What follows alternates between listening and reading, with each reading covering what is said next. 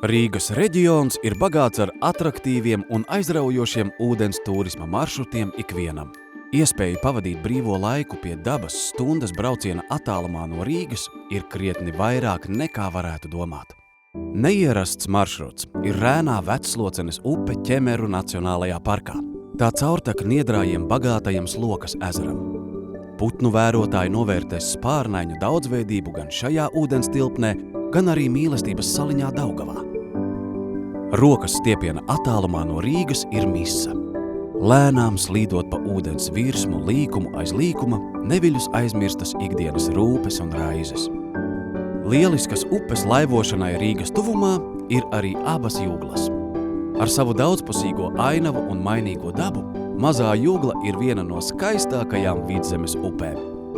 Tāpat kā Lielā Jūgla vai Ogre, Mazā Jūgla ir izvēle gan vienas dienas braucienam, gan arī nedēļas nogalas ceļojumiem ar nakšņošanu teltī. Jau 5. gadu lielus un mazus laivotājus uz sezonas atklāšanu maija sākumā pulcē Rāmkalnu laivu karnevāls. Raibu raibās laivotāju komandas, dažne dažādas everģēlības un spaiņiem pozitīvu emociju ir iedvesmojošs starts laivošanas sezonai Gaujā.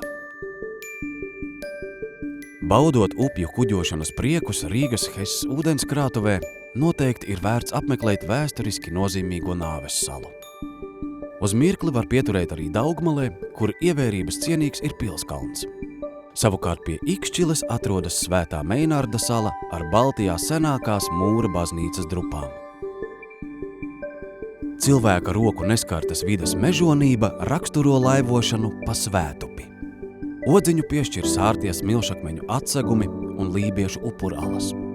Maršruta noslēgumā Nēģu tači, kas ir tradicionāls un unikāls zvejas veids, kas raksturīgs tikai Latvijai. Tikai nieka pusstunda. Tas ir brīdis, kas nepieciešams, lai dotos ārā no pilsētas un izmantotu daudzveidīgās iespējas veselīgi pavadīt brīvo laiku uz ūdens Rīgas reģionā.